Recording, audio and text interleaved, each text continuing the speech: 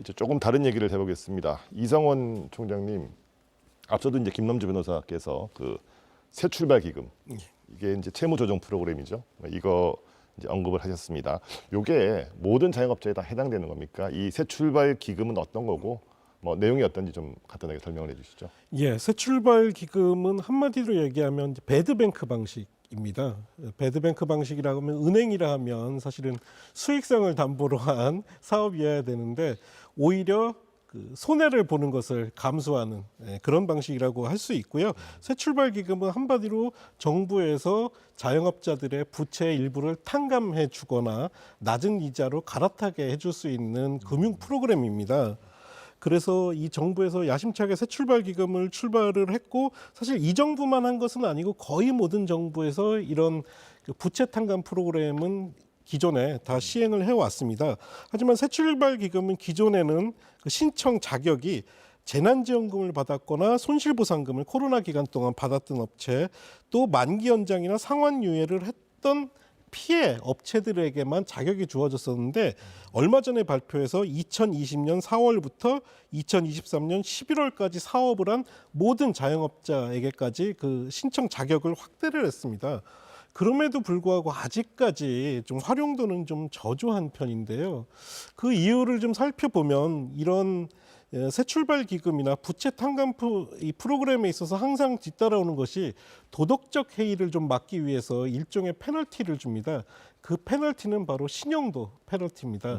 그래서 이렇게 부채 탕감을 받는 대신 추가 대출에 제약이 걸리거나 신용카드 사용이라든가 신용도가 하락하기 때문에 이런 문제가 있다 보니까 아직까지는 활용도가 높지는 않습니다.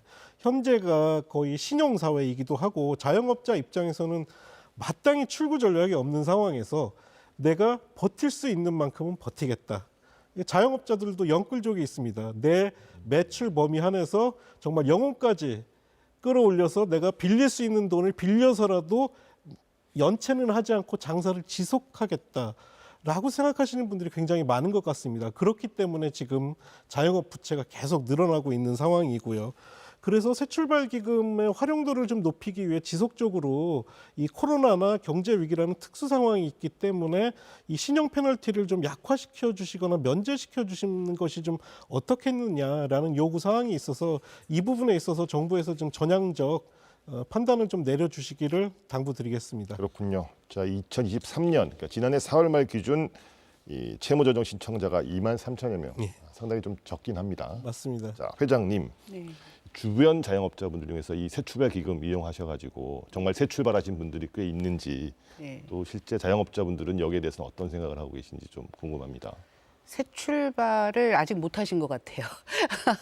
이유는 굳이 뭐 이렇게 그 새 출발을 안 하고 싶어서가 아니고 실질적으로 이제 제가 현장에서 있었던 사례를 하나 말씀드릴게요. 한 20일 정도 카드론하고 대출 이자가 연체가 되신 그 업주가 계세요. 이분 생각에는 또 여성 소상공인들 같은 경우에는 어떤 게 있냐면 이렇게 뭐 밀리고 이러면 막 불안해요. 빨리 내야 되고 막 이런데 밀려가니까 이제 불안했던 거예요. 그래서 20일 정도 밀리니까 벌써 하루에 장사를 못할 만큼 계속해서 전화가 온다는 거예요. 갚으라고. 그래서 안 되겠다 싶어가지고 새 출발 기금에다가 전화 연락을 한번 해봤대요. 왜냐? 이렇게 여기다 하면 좋다고 주변 사람들이 얘기하니까 한번 전화를 해봤대요. 그랬더니 연체 일수가 며칠 되셨어요? 이렇게 물었다는 거예요. 그래서 20일 됐는데요. 이렇게 얘기하니까 90일 이후에 전화 다시 주세요. 이랬대요. 90일 이후에. 네. 다시 말하면 3개월 정도의 연체 일수가 있어야 됐다는 얘기인데 그러면 결국은 3개월 동안에 이 사람이 연체를 하고 있었으면 버티고 있었을까요? 못 버텼을 거예요. 담보가 있었던 거를 경매로 넘어갔든가 아니면 또 다른 채권 추심이 들어왔든가 여러 가지의 그 압박이 들어왔을 텐데 90일 동안까지 연체하는 걸 기다렸다가 새 출발 기금을 신청하라고 하면 그럼 어떤 자영업자가 할 수 있겠습니까? 대부분 90일 정도 연체하면 대부분 경매의 지판은 벌써 넘어갔을 겁니다. 그런 상황에서 90일 있다 오라는 거는 그 당장 죽을 것 같아서 의사 선생님 저 약 좀 주세요 하는데 90일이 지나야 합니다라고 얘기하는 것밖에 안 되는 거거든요. 그래서 자영업자들 중에서는 새 출발 기금은 우리가 볼 때는 생색내기용이었다. 자, 그러면 김현주 변호사님, 이거 좀 뭐 보완책이 좀 필요할 것 같은데 변호사님 보시기에는 어떤 보완책들이 좀 필요하다고 보세요? 일단은 이제 왜 부진한지에 대해서 정확한 평가는 지금 원인 분석은 없는 것 같고요. 정부가 대책을 내놨는데 올해 1월부터 코로나 피해자인 경우에만 신청을 할 수 있었는데 그걸 요건을 완화해서 그 사업 코로나 시기에 사업을 했으면 가능하다 이렇게 완화를 했습니다. 근데 그것만으로 이게 해소가 될까 미흡한 것 같고요. 이게 면제를 받으려면 면제도 이제 해주는데 면제를 받으려면 아까 말씀하신 것처럼 3개월 이상 연체를 해야 됩니다. 근데 3개월 연체하고 또 그것만 있는 게 아니고 빚을 갚을 수 있는 변제 능력도 또 있어야 됩니다. 그러니까 3개월 연체했는데 사업을 계속하거나 수입이 있어야 되는데 그걸 충족할 수 있는 사람이 되게 부족한 거죠. 그래서 프로그램 자체 요건이 좀 맞지 않는다. 이 부분이 좀 개선될 필요가 있는 것 같고요. 그다음에 이자율을 감면하는 혜택도 있긴 하는데 이 사람들은 3개월 연체될 필요는 없어요. 근데 감면되더라도 그게 아주 미약하고 그다음에 불이익은 또 채무조정 프로그램을 시행했다는 것 때문에 채무자 명부 같은 게 등재돼서 신용불량이 딱지가 붙거든요. 그래서 피해는 큰데 혜택은 적기 때문에 이런 총체적인 문제가 있어서 그러면 요건을 좀 완화하고 그다음에 혜택을 늘리고 그다음에 요건 피해를 좀 줄이는 이런 방향이 필요한데요. 피해 줄이는 방법은 일단 그 신용 그 불량으로 등재하는 부분을 좀 완화할 필요가 있는 것 같습니다. 그렇군요. 네. 피해는 크고 혜택은 적은 거를 혜택은 크고 피해는 좀 적게 네. 이렇게 바꿔야 되겠다 이런 말씀 주셨습니다. 자, 이성원 사무총장님, 자 그래서 정부도 최근에 이제 이 코로나19로 어려움 겪은 자영업자들을 위해서 연체 기록 이거 삭제하는 이른바 신용 대사면 이거 실시하겠다 이렇게 발표를 했습니다. 이건 어떻게 보십니까? 일단 기대와 우려가 지금 섞여 있는 상황이고요. 사실 이런 말씀 드리면서 좀 죄송스러운 부분도 있습니다. 왜냐하면 방금 전에 새출발기금 활용할 때 신용 페널티를 좀 줄여달라라고 요청을 드렸는데 이번에 정부에서 내놓은 것이 바로 신용 대사면이거든요.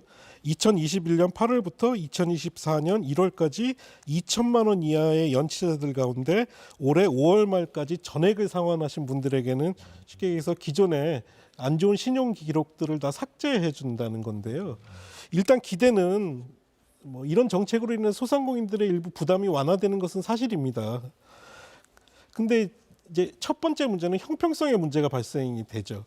그럼 연체 없이 힘들지만 묵묵히 또 힘들게 계속 상환을 하고 있는 성실 상환자들의 그 소외감은 어떻게 해결할 거지?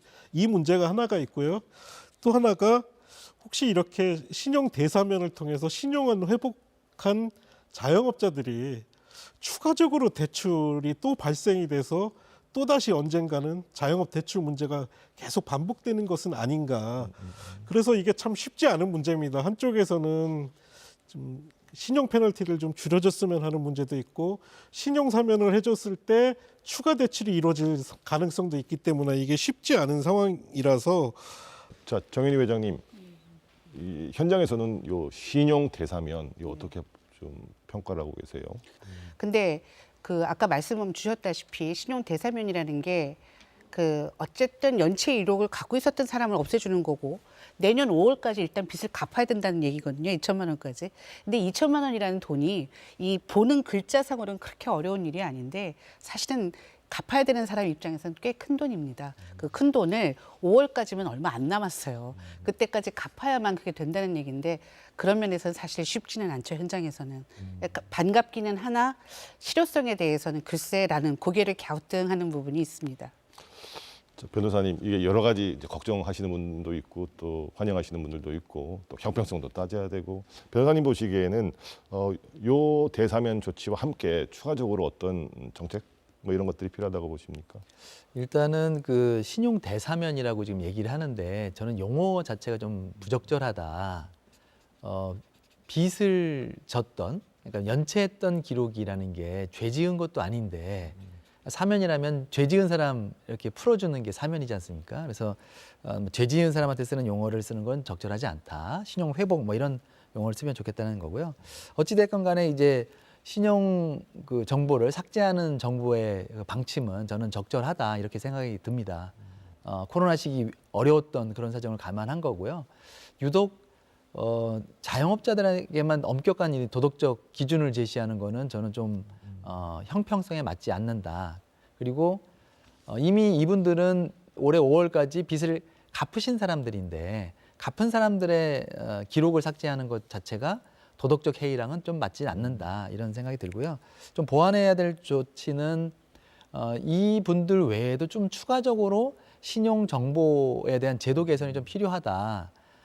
뭐 회생 파산 같은 거를 이용하시는 분들도 다 그 파산 절차가 끝난 다음에 면책이라는 게 이루어지는데 면책을 한 이후에도 5년 동안 이 기록이 보존이 됩니다. 그러면 신용 거래를 할 수가 없게 되거든요.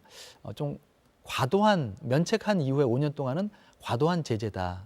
이런 사례 일부만 들었지만 여러 가지 그런 미비점들이 있어서 차제 좀 신용 정보 제도에 대해서 개혁이 좀 필요하겠다 이런 의견 드립니다. 네.